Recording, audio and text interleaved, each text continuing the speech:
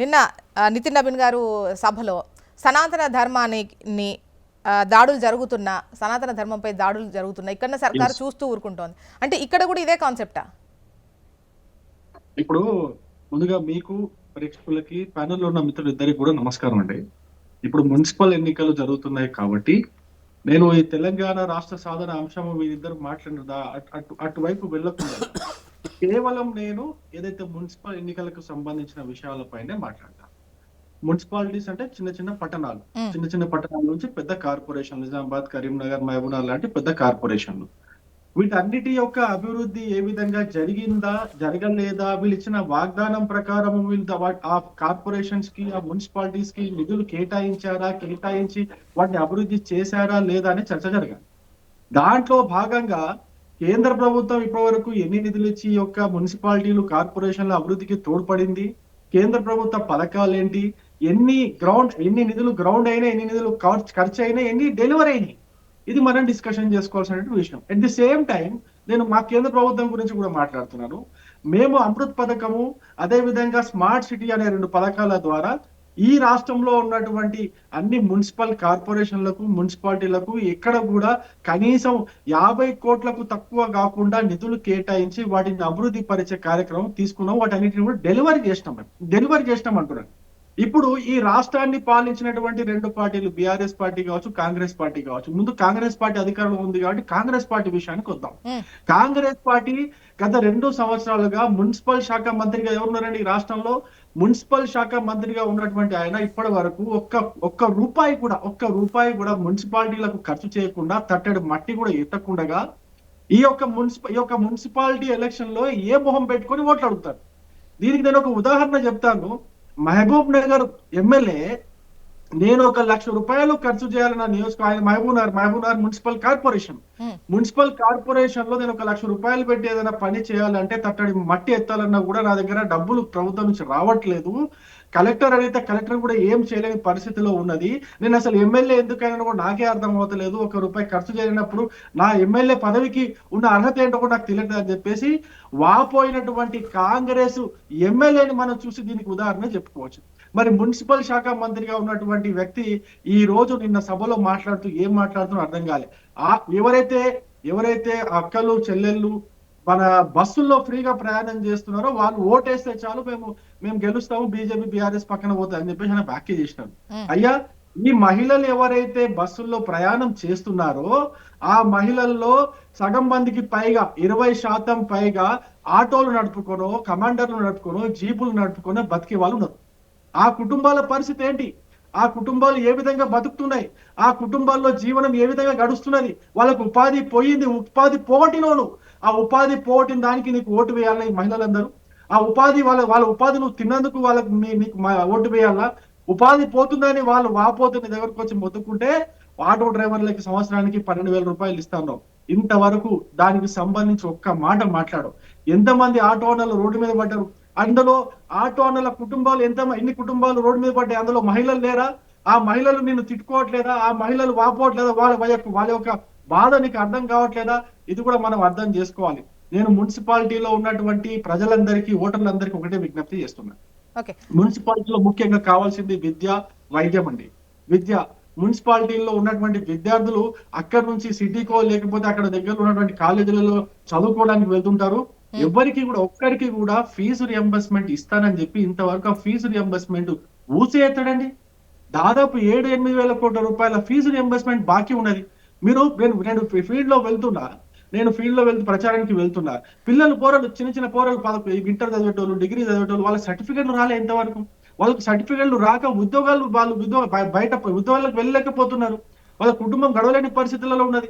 వాళ్ళకి ఆ fee reimbursement ఇస్తారని. రవి గారు, మీరు మాట్లాడినప్పుడు అభివృద్ధికి సంబంధించి రావాల్సిన వాటివి, హామీలకు సంబంధించి ఇంకా ఏమేమి చేయాల్సినో మీరు చెప్తున్నారు. ఎట్ ద సేమ్ టైం ఎన్నికలు వచ్చిన ప్రతిసారి నేను అడిగిన ఫస్ట్ క్వశ్చనే అది. ఇక్కడ అంటే హిందూ ఆలయాలు, సనాతన ధర్మం ఇదే అంశమా? అంటే ముఖ్యంగా సౌత్ కు సంబంధించి, నార్త్ కు సంబంధించి దెర్ ఇస్ డౌటే లేదు, డిఫరెంట్ గా ఉంటుంది. బట్ అక్కడి నుంచి వచ్చిన నేతలు అంటే ఎంత పెద్ద సభ పెట్టినా ఫస్ట్ మొదలు ఎత్తుకునేది సనాతన ధర్మం, హిందూ ఆలయాలకు సంబంధించిన. అంటే హిందూ ఓటు బ్యాంకును మనం పట్టుకుంటే సరిపోతుంది, గెలిచిపోవచ్చు. నేను అక్కడ కూడా వస్తున్నా. చూడండి, ఈ యొక్క రాజకీయాల్ని ఓట్ల కోసము మత రాజకీయాలుగా మార్చేది కాంగ్రెస్ పార్టీ. ఏ విధంగా మార్చిందో మీరు జూబ్లీ సెలక్షన్ లో ఉదాహరణగా చూశారు. ఆ యొక్క వ్యాఖ్య అయితే చేసిండో, ముస్లింలు అంటేనే కాంగ్రెస్ పార్టీ, కాంగ్రెస్ పార్టీ అంటేనే ముస్లింలు అని చెప్పేసి అయితే వ్యాఖ్య చేసిండో, అంతకు ముందు జరిగినటువంటి దాడులకు అది అక్నాలెడ్జ్మెంట్ లాగా తీసుకోవాలి మనం. అంతకు ముందు ముత్యాలమ్మ గుడి పైన దాడి జరిగింది. నిన్నగాక మొన్న మల్కాజ్గిరి అమ్మవారి గుడి ముందు ఏ విధంగా చేశారు మీరు చూశారు. ఈ సంవత్సరం జరిగినటువంటి వినాయక చవితి ఉత్సవాల్లో ఎన్ని మండపాల పైన వీళ్ళు దాడి చేసి వినాయక ఉత్సవాలు చేస్తున్నటువంటి ఆ మండపాలను ధ్వంసం చేసినారో మీరు చూశారు. ఎన్ని గణేష్ మండపాలు ఊరేగింపు పోతూ ఉంటే రాళ్ళు ఉరువినారో మీరు చూసినారు. ఇవన్నీ ఎవరు చేసిరండి? ఒక శివాలయంలో చిన్న చిన్న పిల్లలు, టీనేజ్ కంటే తక్కువ ఏజ్ ఉన్నటువంటి పిల్లలు శివాలయం పోయి శివాలయంలో రాళ్ళు విసిరి శివాలయాన్ని ధ్వంసం చేస్తే దాని గురించి కూడా ఇంతవరకు ఎటువంటి కేసులు అనేటువంటి పరిస్థితి రాష్ట్రంలో నడుస్తూ ఉన్నది. హిందువుల పైన అణచివేత నడుస్తున్నది. హిందూ దేవాలయాల పైన ఈ యొక్క రాష్ట్ర ముఖ్యమంత్రి యొక్క ఇదొక దృష్టి, అదొక రకమైన దృష్టి కనిపిస్తున్నది మనకి. వీటన్నిటిని కూడా మనం ఖచ్చితంగా మనం మాట్లాడతాం కానీ మాట్లాడకూడదు. ఎవరు మాట్లాడాలి మరి? మేము మాట్లాడకపోతే కాంగ్రెస్ పార్టీ మాట్లాడదు, ఎందుకంటే వాళ్ళే చేస్తున్నారు కాబట్టి. బీఆర్ఎస్ పార్టీ అసలు మాట్లాడదు, ఎందుకంటే జై శ్రీరామ్ అంటే కడుపు నిండుతుంది అని చెప్పేసి వ్యాఖ్య చేసినటువంటి వాళ్ళు, హిందూగాళ్ళు బొందుగాలు అని చెప్పేసి వ్యాఖ్య చేసినటువంటి వాళ్ళు మాట్లాడతారు. ఎవరు మాట్లాడాలి దీని గురించి చెప్పండి?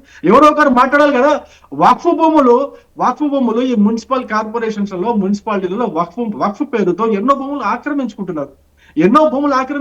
నోటీసులు పంపిస్తారు, ఇది వక్ఫ్ భూమి అని చెప్పేసి. ఆ రైతులు ఏం కావాలా? ఆ రైతులు ఎట్టుపోవాలా? ఏం చేయాలా? ఎవరు ఈ సమస్యకి పరిష్కారం ఎవరు ఇవ్వాలండి? కాంగ్రెస్ ప్రభుత్వం మాట్లాడుతుందా? వక్ఫ్ బోర్డుకు వ్యతిరేకంగా మాట్లాడుతుందా? వక్ఫ్ చేస్తున్నటువంటి అరాచకాలకు వ్యతిరేకంగా మాట్లాడుతుందా? బీఆర్ఎస్ పార్టీ మాట్లాడుతుందా? వక్ఫ్ బోర్డు చేస్తున్నటువంటి అరాచకాలకి అక్రమంగా ఈ నోటీసులు పంపిస్తూ భూములు లాక్కుంటున్నటువంటి యొక్క వ్యవహారానికి వ్యతిరేకంగా బీఆర్ఎస్ పార్టీ మాట్లాడుతుందా? కాంగ్రెస్ పార్టీ మాట్లాడుతుందా? ఎవరు మాట్లాడాలా? ఇదే నల్గొండలో ఇప్పుడు పుట్టిన కైలాష్ నేత గారు ఉన్నారు. ఇదే నల్గొండలో దాదాపు 28 ఎకరాల రైతుల భూమి. ఇప్పుడు రవి గారు, మీరు ఎలా అయితే కాంగ్రెస్ ను కులాల పేరుతో విడగొట్టి హిందూ సమాజంలో చిచ్చు పెట్టి ఆ విధంగా లబ్ధి పొందాలని అంటున్నారో, మీరు పెద్ద ఎత్తున అంటే మెజారిటీగా హిందువుల, ముస్లింల, క్రిస్టియన్సా, సో ఈ లెక్కలో ఒక మేజర్ పార్ట్ను అది ఇక్కడ తీసుకుంటున్నారు. ఈవెన్ దక్షిణాదికి సంబంధించి ఈ కాన్సెప్ట్లో పెద్దగా వర్కౌట్ అయిన పరిస్థితులు కనిపించవు. కాకపోతే మీ అంశం ప్రతిసారి ఎన్నికలు వచ్చినప్పుడు మత ప్రాతిపదికనే ఉంటుంది, మతానికి సంబంధించి ముందుకెత్తుకుంటారు అనేది మీ పైన వస్తున్న విమర్శ. మీరు చాలా తప్పుగా మాట్లాడుతున్నారు జోష్న గారు, చాలా తప్పుగా మాట్లాడుతున్నారు. దీనికి సమాధానం కావాలి. అంటే చాలా తప్పుగా, ఇది చాలా తప్పు అంటున్నాను. కుల గణన ఇది వచ్చినప్పుడు హిందూ సమాజాన్ని విడగొట్టడానికి, కులాల మధ్య చిచ్చు పెట్టి కొట్లాట పెట్టడానికి కాంగ్రెస్ చేస్తున్న పని ఇది అన్నారా లేదా?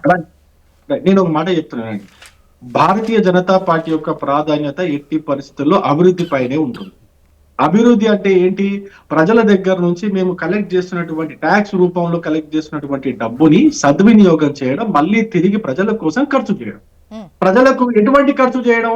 వాళ్ళకు కావాల్సినటువంటి మౌలిక వస్తువులు కల్పించడం, వాళ్ళకు కావాల్సినటువంటి సంక్షేమం కోసం కల్పించడం, ప్రతి కుటుంబం అభివృద్ధి కోసం ఎటువంటి పథకాలు తీసుకొని వచ్చి వాటిని కింది లెవెల్ వరకు తీసుకెళ్తే బాగుంటుంది, వాటిపైనే మా ప్రాధాన్యత ఉంటుంది. ఇది మా ప్రాధాన్యత, మొట్టమొదటి ప్రాధాన్యత. ఎందుకంటే వీఆర్ అకౌంటబుల్ అండి, వీఆర్ అకౌంటబుల్.